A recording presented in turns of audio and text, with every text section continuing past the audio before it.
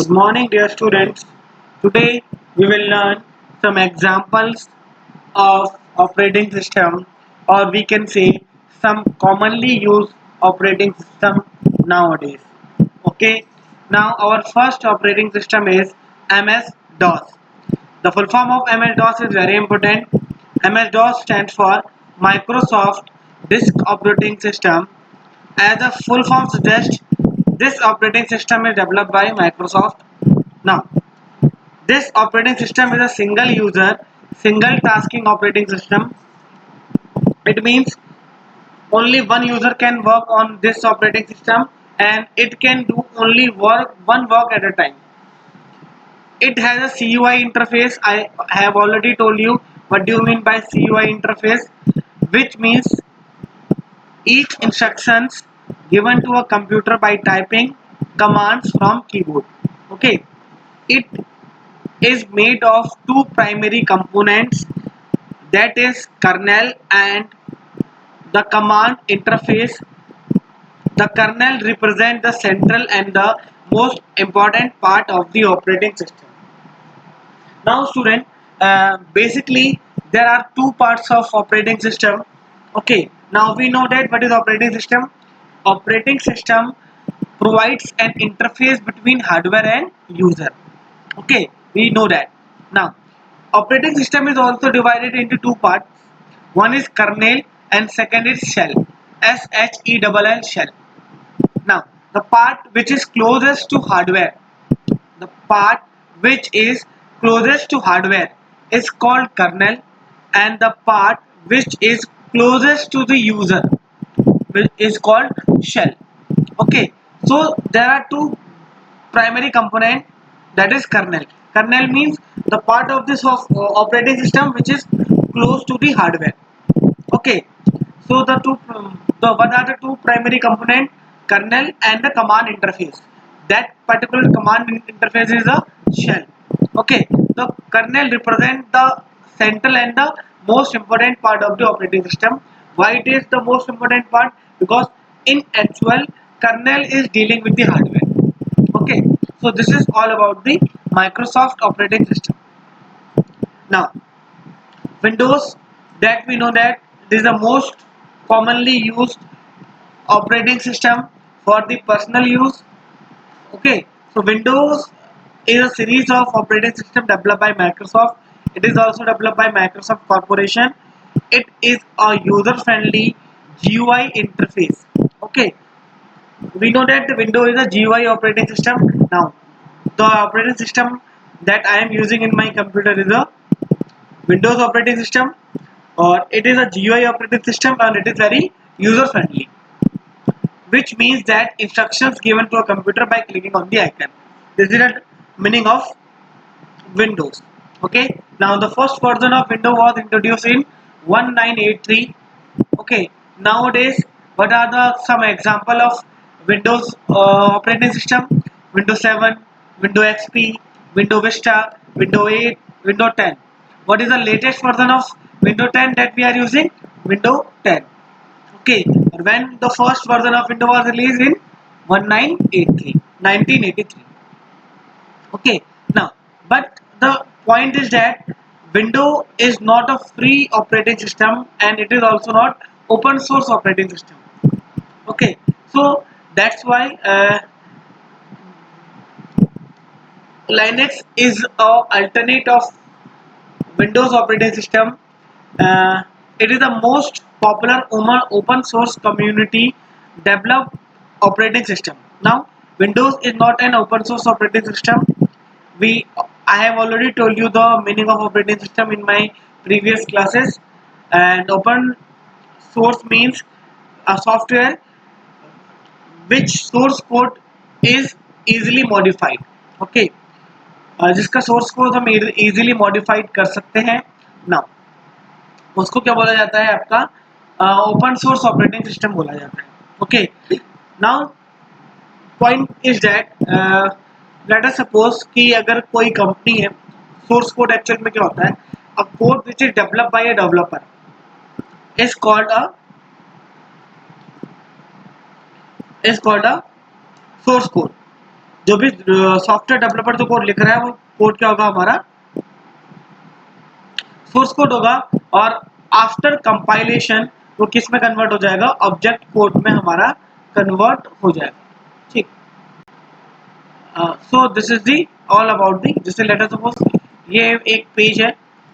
Okay, now actual में ये क्या है जो आपको सामने शो हो रहा है, ये आपका क्या है, ऑब्जेक्ट कोड या EXE कोड है। एक्चुअल में जो कोड, एक्चुअल में ये जो कोड है ऐसा लिखा नहीं गया है। अगर मैं इंस्पेक्ट करूंगा तो here you can see that slowly ये कोड ओपन हो रहा है। तो यहाँ पर आप देखोगे कि यहाँ पर जो कुछ कोड लिखा हुआ है, ठीक है। Now this is the code of that page. आप यहाँ पर देख रहे हो कि ये जो कोड लिखा हुआ है, दैट कोड HTML बॉडी, ठीक है।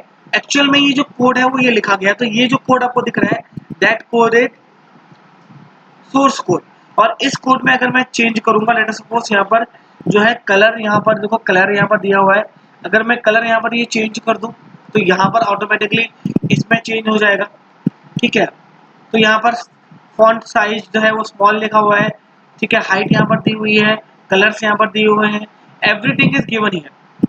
अगर मैं यहाँ पर कोई भी चेंज करता हूँ तो डायरेक्टली यहाँ पर चेंज हो जाएगा। तो जो चेंज और मॉडिफिकेशन होता है वो सोर्स कोड में होता है। अगर ये सोर्स कोड यहाँ पर ना हो तो क्या होगा कि डायरेक्टली इस पेज में हम कोई चेंज नहीं कर सकते। अगर मैं किसी का कलर चेंज करना चाहूँ तो इट इज नॉट पॉसिबल।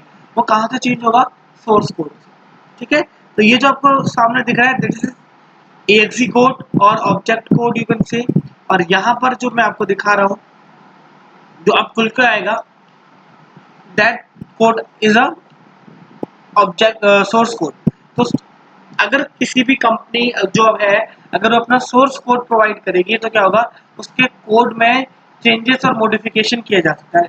अब लेट अस सपोज अगर मुझे यही कोड कंपनी गूगल प्रोवाइड करेगा तो इसके कलर्स को मैं यहाँ पर क्या कर सकता हूँ, चेंज कर सकता हूँ, ठीक है। फॉन्ट साइज को चेंज कर सकता हूँ। और अगर मैं इसको चेंज करूंगा तो ऑटोमेटिकली यहाँ क्या हो जाएगा, चेंज हो जाएगा। बट गूगल ये प्रोवाइड मुझे नहीं करती। ये आप इसको रीड तो कर सकते हो बट इसमें चेंजेस नहीं कर सकते, ठीक है। अगर मैं इसको चेंज कर सकता तो ये क्या बन जाता मेरा, ओपन सोर्स बन जाता। Okay, so this is the meaning of open source. Means अगर कोई कंपनी क्या कर रही है कि अगर अपना सोर्स कोड प्रोवाइड कर रही है, ठीक है। अगर कोई कंपनी ने अगर गूगल से बोला कि मुझे ये परचेज करना है, अगर गूगल ने मुझे ये प्रोवाइड कर दिया ये वाला कोड, तो वो जो सॉफ्टवेयर बन जाएगा वो क्या बन जाएगा, मेरा ऑब्जेक्ट कोड बन जाएगा। ये सॉफ्टवेयर क्या होगा, ये अगर गूगल ने मुझे ये प्रोवाइड किया तो गूगल ये क्या हो जाएगा, मेरा सोर्स कोड हो जाएगा। ओके, अगर गूगल मुझे ये प्रोवाइड करेगा तो वो क्या हो जाएगा, ये EXE कोड हो जाएगा, ठीक है। तो अगर मैं गूगल से ये परचेज करूंगा तो इसका मतलब मैं वो ओपन सोर्स नहीं है। अगर मैं गूगल से ये परचेज करूंगा इसका मतलब गूगल वो सॉफ्टवेयर क्या हो जाएगा, ओपन सोर्स हो जाएगा। Okay, so this is the meaning of open source. So Windows open source नहीं होता, क्या होता है, लाइनेक्स ओपन सोर्स होता है। इट मींस जो जिस कोड में लिखा गया है लाइनेक्स को, वो कोड क्या करेगा, लाइनेक्स प्रोवाइड करेगा और उसके थ्रू क्या हो सकता है, उसके कोड को मॉडिफाई किया जा सकता है, ठीक। So Linux is a open source community developed operating system. It is distributed worldwide under a general public license for GNU। यहाँ पर ये बात हो रही है कि ये जो कोड है लाइनेक्स को उसको डिस्ट्रीब्यूट किया जाता है वर्ल्ड वाइड पे, किया जाता है इसके सोर्स कोड को डिस्ट्रीब्यूट किया जाता है। किसके अंदर किया जाता है, GPU के अंदर या GNU के अंदर, ठीक है। ठीक, उसका Linux operating system has no central control and its kernel acts as a bridge between software application and its data. तो यहाँ पर क्या है देखो, लाइनेक्स पे इसमें क्या होता है, कर्नेल का कोई सेंट्रल कंट्रोल नहीं होता, ठीक है। कर्नेल होता है बट इसका वो सेंट्रली कंट्रोल नहीं होता। वो क्या करता है, एक ब्रिज की तरह काम करता है। और वो ब्रिज किसके बीच का काम करेगा, सॉफ्टवेयर एप्लीकेशन और डेटा के बीच में, एप्लीकेशन और डेटा के बीच में एज अ ब्रिज की तरह काम करेगा, एज अ सेंट्रल पार्ट की तरह काम नहीं करेगा। जैसे मैं जॉस में यहाँ पर कर रहा था, वो यहाँ पर आप देखोगे कि कर्नेल क्या कर रहा था, एज अ सेंट्रल की तरह काम कर रहा था। यहाँ पर लाइनेक्स में एज अ सेंट्रल की तरह काम न करके ब्रिज की तरह काम, ठीक है। तो एक बार और हम रिवाइज कर लेते हैं कि थ्री टाइप्स को। MS DOS की फुल फॉर्म होती है माइक्रोसॉफ्ट डिस्क ऑपरेटिंग सिस्टम, और ये क्या है मेरा single user single task operating system है, CUI ऑपरेटिंग सिस्टम है, और अगर CUI होगा तो यूजर फ्रेंडली नहीं होगा, ठीक है। और इसमें क्या करना पड़ेगा, हमें each and every time commands को टाइप करके एग्जीक्यूट करना पड़ता है। विंडोज की हम बात करते हैं, विंडो ऑपरेटिंग सिस्टम ये भी माइक्रोसॉफ्ट ने डेवलप किया हुआ है, बट ये यूजर फ्रेंडली होता है और GUI होता है। और GUI है तो इस इंस्ट्रक्शन अब मुझे टाइप करके नहीं देना पड़ेगा, कैसे देंगे हम, by clicking on the icon, okay. और जो फर्स्ट वर्जन है विंडो का वो 1983 पर रिलीज हुआ था, और जो लेटेस्ट वर्जन हम यूज कर रहे हैं वो विंडोज क्या है 10 है।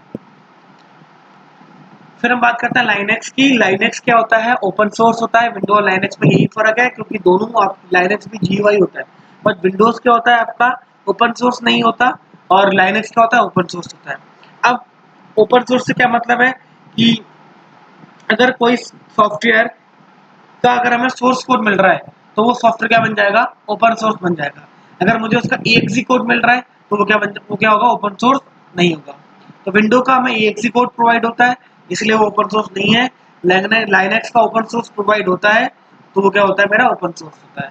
और अगर वो ओपन सोर्स है तो आपका लाइनेक्स, तो क्या होता है, इसको इसको डिस्ट्रीब्यूट किया जाता है under the General Public License की ओर से, ओके। तो ये 3 ऑपरेटिंग सिस्टम हम बात करेंगे जो हमारे लैब में उबंटू ऑपरेटिंग सिस्टम है, वो भी क्या है, वन ऑफ द वेरिएंट है Linux, okay. So student, thank you, keep learning, that's it for today.